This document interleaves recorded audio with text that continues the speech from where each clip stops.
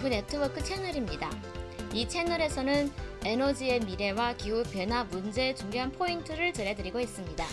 제3회의 테마는 원전 정지로 부담이 증가하는가입니다.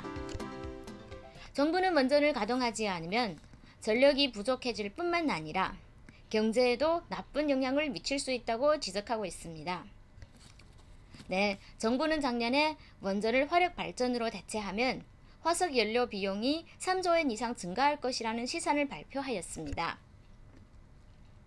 연료비가 상승하면 전기요금도 급등하여 국민에게도 부담이 된다는 것입니다.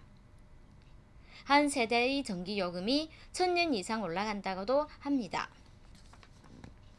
전기요금이 오르는 것은 물론 거부감이 드는데요. 그렇다고 해서 원전을 가동하는 편이 저렴하다는 것도 의문이 남습니다. 정부위원회에서도 원전 비용은 지금까지 생각했던 것보다 비쌌다는 사실이 밝혀졌습니다. 그렇죠? 네. 후쿠시마 사고 이후 원전의 실제 비용이 조금씩 밝혀지고 있습니다. 정부는 지금까지 원전의 발전 비용을 1kW당 5.4엔이라고 시산하여 가장 저렴한 전원이라고 하였습니다. 그러나 이번에는 8.9엔 이상이 될 것이라고 재시산하였습니다. 이상이라는 것도 이 계산에는 손해배상 비용과 넓은 지역에서 시행될 오염 제거 비용 등은 한정적으로만 포함되어 있습니다. 폐로 비용과 폐연료의 처리 비용 등도 과소평가되고 있다고 지적되고 있습니다.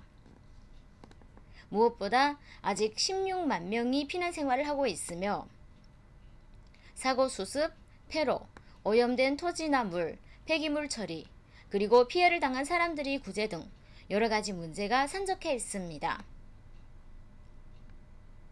또다시 사고가 발생한다면 원전 비용은 무제한으로 늘어날 것을 우리가 지금 몸소 체험하고 있는 중입니다. 사고를 경험한 지금 원전이 저렴하다고 할 수 없는 것도 이미 입증이 되었습니다. 실제로 화석연료 증가에 대한 영향은 어느 정도일까요? 지진 재해 전후에는 전력회사의 화석연료 소비가 약 20%, 연료비로는 약 2조엔 정도 증가하였다고 추정되었습니다. 정부가 예상한 것만큼 증가하지 않은 것은 국민이 에너지 전략, 절전의 효과입니다.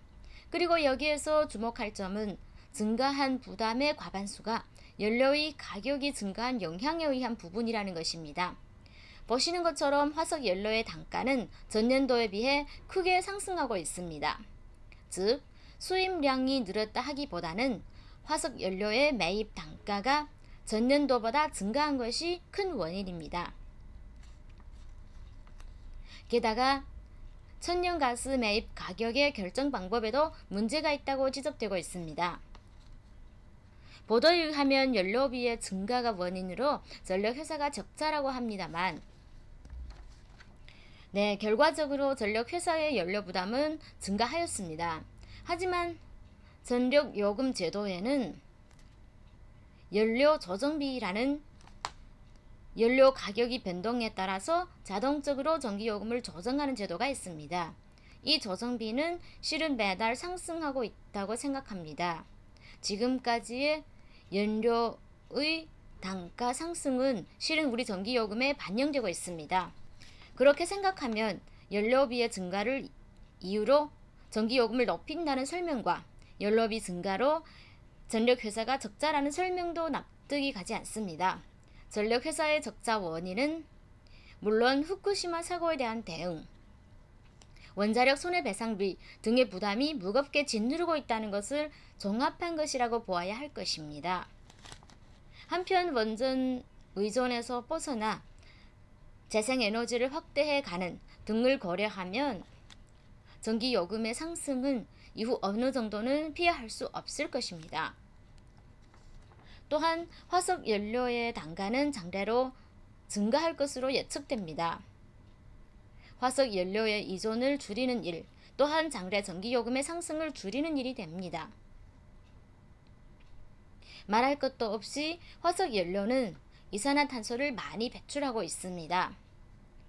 지구온난화 방지의 관점에서도 화력 발전에 대한 의존을 줄여야 합니다. 부담이라고 해도 연료의 증가를 언급하기 전에 원전에 의존해 왔던 것, 그리고 사고가 난 결과로서 이미 부담이 존재한다는 말씀이시네요. 네, 제대로 이런 정보를 공개하여 또 실태를 파악하고 공유하는 것이 중요합니다. 거기에 기초해서 환경을 지키면서 어떻게 부담을 줄일 것인지를 잘 검토할 필요가 있습니다.